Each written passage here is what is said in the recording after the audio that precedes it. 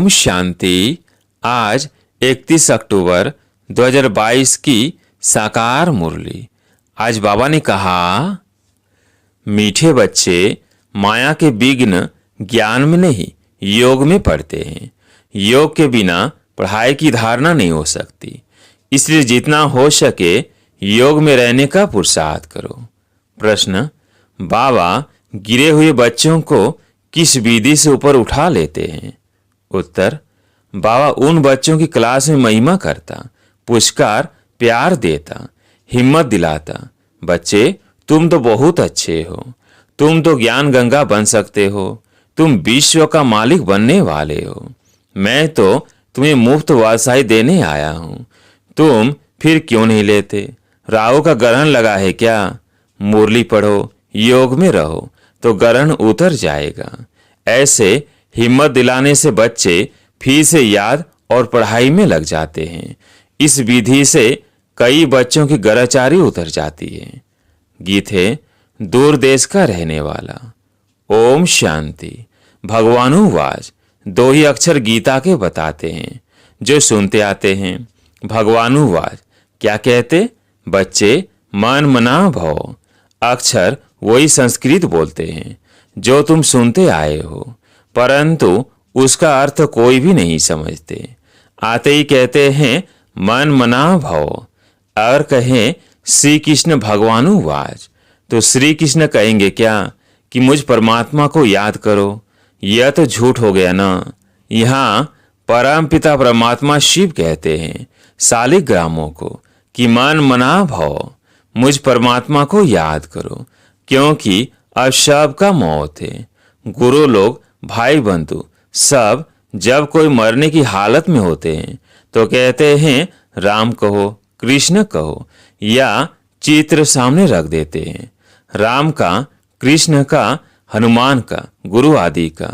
यहाँ तो सारे मनुष्य मात्र का मौत है। शैवान परस्त अवस्था में है। छोटे बड़े सब को वाणी से परे परम धाम साइलेंस वर्ल्ड में जाना है। उसको निराकारी दुनिया भी कहते हैं। वह है अहम आत्मा की दुनिया। यहाँ जब आते हैं तो आत्मा साकारी बनती है। वहाँ चोला नहीं है, यहाँ चोला धारण कर पाठ बजाती है। अब बाप कहते हैं तुम बच्चों को वापस ले चलने आया हूँ। मैं कालों का काल हूँ। अमृतसर में एक अकाल तख्त भी रखा है, अकाल जिसको काल खा न सके। अब कालों का काल कहते हैं मैं तुमको वापस ले जाता हूँ, तुमको फिर पाठ बजाने आना है। सृष्टि के आदि में पहले किसका पाठ चला? क्योंकि ये सृष्टि वैरायटी धर्मों का झाड़ है। सब नंबरवार आते हैं। पहले है देवता धर्म, अब वह धर्म प्राय लोप है, उसका ज्ञान भी लोप है। तो शास्त्रों में कहाँ से आया? जिस सहज राजयोग से वह देवता बने वह भी गुम है। बाकी यह गीता आदि है भक्ति की सामग्री, क्योंकि यह ज्ञान तुमको यहाँ ही मिलता है। फिर उसका शास्त्र सतयुग त्रेता में होता नहीं, तो द्वापर में कहाँ से आए? वहाँ कोई तुम्हारी सच्ची गीता आदि नहीं होती है। वहाँ फिर ड्रामा अनुसार वही भक्ति मार्ग की गीता आदि बनाते हैं। कहते हैं आगे साधु महात्माओं की बुद्धि अच्छी थी तो उन्होंने बैठ ये शास्त्र आदि बनाए। ड्रामा अनुसार बनने ही थे। उस समय रियल चीज कहाँ से आए? जैसे गांधी के साथ मोतीलाल आदि का पाठ था। अब अगर उसका नाटक बनाए तो कहाँ से आए? वैसे ही आर्टिफिशियल बनाएंगे। अब ब्रह्मा का स्थापना का पाठ चल रहा है। किस चीज की स्थापना? बच्चे जानते हैं देवी देवता धर्म की स्थापना सतयुग के लिए हो रही है। इसलिए बाप कहते हैं मुझे याद करो तो मेरे पास आ जाएंगे। यहाँ बैठे हो तो बैठकर टेप सुननी चाहिए, या मुरली रिपीट करनी चाहिए, या योग में बैठना चाहिए तो विकर्म विनाश हो। सारा दिन तो काम में रहते हो, वहाँ योग में मुश्किल रहते होंगे। इसमें माया विघ्न बहुत डालती है। माया ज्ञान से नहीं हटाती, योग से हटाती है। संकल्प विकल्प योग में रहने नहीं देते। पढ़ाई में इतने विघ्न नहीं पड़ते हैं। हाँ, अगर योग में नहीं होगा तो पढ़ाई की धारणा नहीं होगी। ज्ञान से योग सहज भी है। बूढ़ी माताएं जो कहती है हमारी बुद्धि में इतनी पॉइंट्स नहीं बैठती है। तो बाबा कहते हैं अच्छा मेरी याद में रहो। बाप कहते हैं हे भक्तों, भगत तो सब हैं, परंतु तुम सिकिलधे भगत हो जिन्होंने पूरा आधा कल्प भक्ति की है। सब तो पूरी भक्ति नहीं करते। कल तक जो आते रहेंगे वो इतना समय ही भक्ति करेंगे, परंतु तुम ही पूज्य और पुजारी बनते हो। वो अभी बच्चों से मालूम पड़ जाता है। जो बच्चे बनते हैं सीमत पर चलते हैं, समझते हैं ये हमारे कुल के हैं, जिनको पूरा निश्चय है कि हमको परमात्मा पढ़ाते हैं, वो है सगे बच्चे। सगे बच्चे बलि चढ़ते, लगे बलि नहीं चढ़ते। इसमें डरना नहीं है। भक्ति में तो बलि चढ़ते आए हो, कुछ न कुछ ईश्वर अर्थ दान करते आए हो। यह भी बलि चढ़ना हुआ।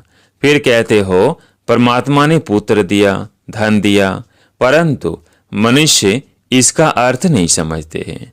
तुम अब जानते हो कि अभी बाप भक्ति का रिटर्न अल्पकाल के लिए देने आए हैं।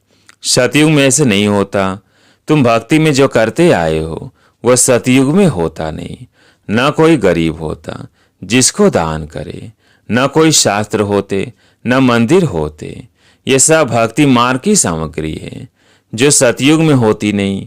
यह ज्ञान भी प्राय लोप हो जाता है। वहाँ कोई पुरुषार्थ नहीं जिसकी प्रारब्ध मिले। सारी प्रारब्ध इस समय के पुरुषार्थ की है। इस्लामी बौद्धियों की नॉलेज तो परंपरा चलती है, क्योंकि उनकी स्थापना पीछे विनाश नहीं है। तुमको सब पता रहता है, परंतु तुम्हारे पीछे विनाश होता है तो इसमें सब खलास हो जाता है। फिर द्वापर में वही वेद शास्त्र आदि निकलेंगे। यह सब गीता के बाल बच्चे हैं। उन सब को धर्म शास्त्र नहीं कहेंगे, क्योंकि धर्म शास्त्र उसे कहा जाता है जिससे धर्म की स्थापना हो। जैसे क्राइस्ट के महावाक्यों को कहते हैं। यह मैसेंजर के महावाक्य है।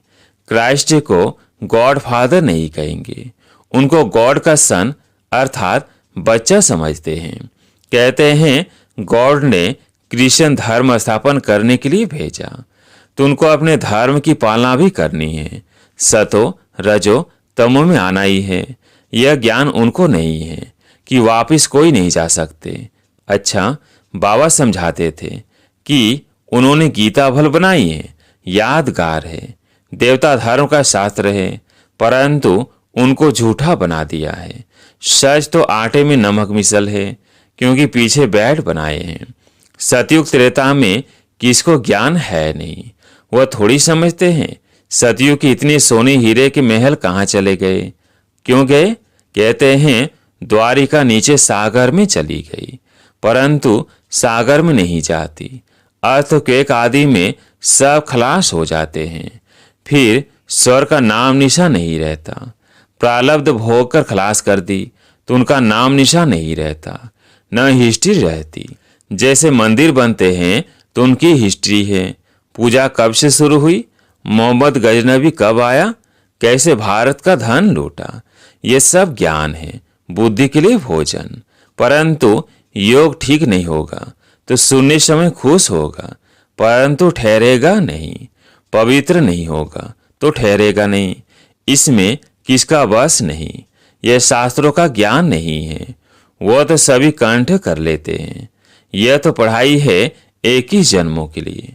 वहाँ बल बाप के तख्त पर बैठेंगे, परंतु वह भी यहाँ की कमाई की प्रारब्ध है। देवताएं एक दो को वर्षा नहीं देते, इसलिए बाप कहते हैं मुझे याद करो। मौत सामने खड़ा है, तुमको मम्मा बाबा को फॉलो करना है। वह सन्यासी के नाम मात्र फॉलोअर से बनते हैं।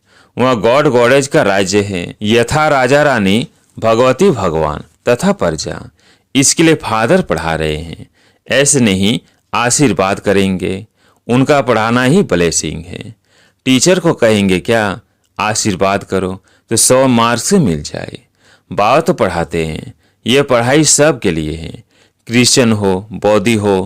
कहते हैं सर्वधर्मानी, ये सब दे के धर्म है ना। कहते हैं इन सब को भूल अपने को आत्मा निश्चय करो। आत्मा तो सभी इमॉर्टल है।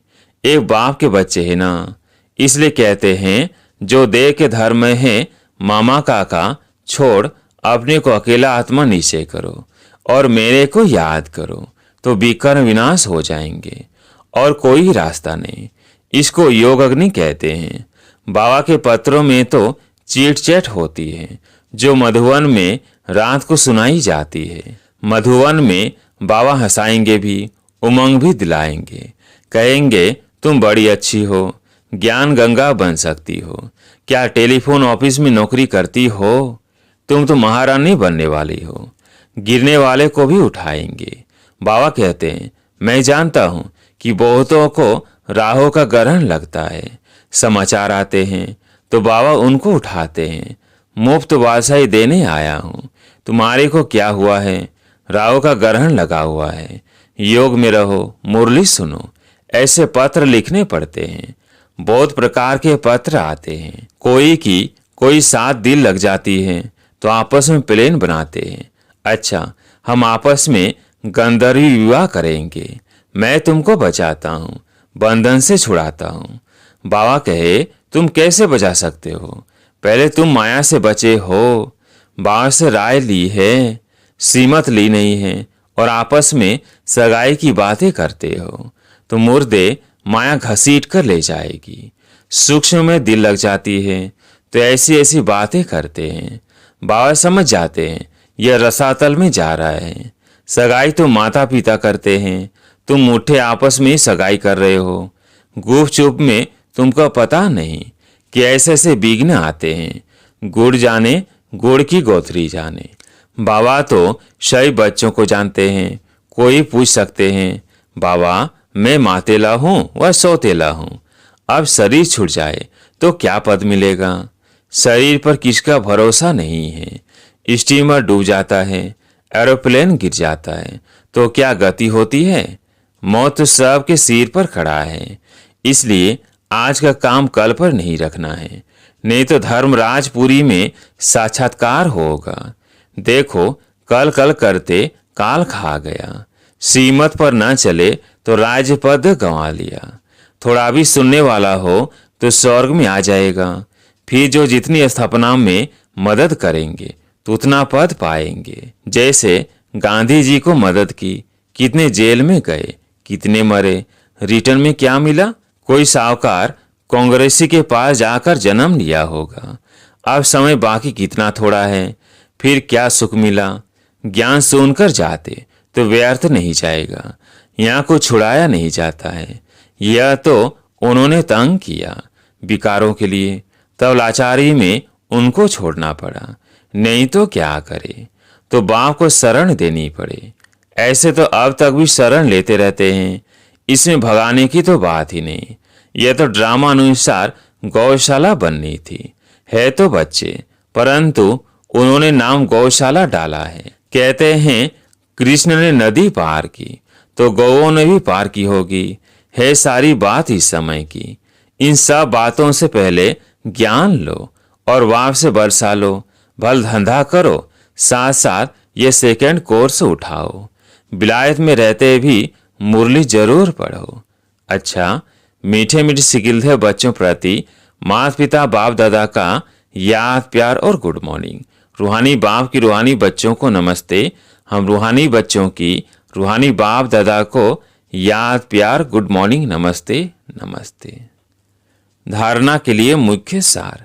पहला पॉइंट, देह के संबंधों को भूल अपने को अकेली आत्मा समझना है। बाप पर पूरा पूरा बलि चढ़ना है, इसमें डरना नहीं है। दूसरा पॉइंट, धर्मराज की सजाओं से बचने के लिए आज का काम कल पर नहीं छोड़ना है। पढ़ाई के आधार से बाप की ब्लेसिंग लेते रहना है। आज प्यारे मीठे बाबा का वरदान, मन से दृढ़ प्रतिज्ञा कर मन मनाभाव के मंत्र को यंत्र बनाने वाले सदा शक्तिशाली भव। मन से दृढ़ प्रतिज्ञा कर मन मनाभाव के मंत्र को यंत्र बनाने वाले सदा शक्तिशाली भव। जो बच्चे सच्चे मन से प्रतिज्ञा करते हैं तो मन मनाभाव हो जाता है और यह मन मनाभाव का मंत्र किसी भी परिस्थिति को पार करने में यंत्र बन जाता है। लेकिन मन में आए कि मुझे यह करना ही है। यही संकल्प हो कि जो बाप ने कहा वो हुआ ही पड़ा है। इसलिए कोई भी प्रतिज्ञा मन से करो और दृढ़ करो तो शक्तिशाली बन जाएंगे। बार बार अपने को चेक करो कि प्रतिज्ञा पावरफुल है या परीक्षा पावरफुल है। परीक्षा प्रतिज्ञा को कमजोर ना कर दे। स्लोगन: जो सम्मान में रहने वाली श्रेष्ठ आत्मा है उन्हें अपमान की फीलिंग नहीं आ सकती। जो सम्मान में रहने वाली श्रेष्ठ आत्मा है उन्हें अपमान की फीलिंग नहीं आ सकती। अच्छा, ओम शांति।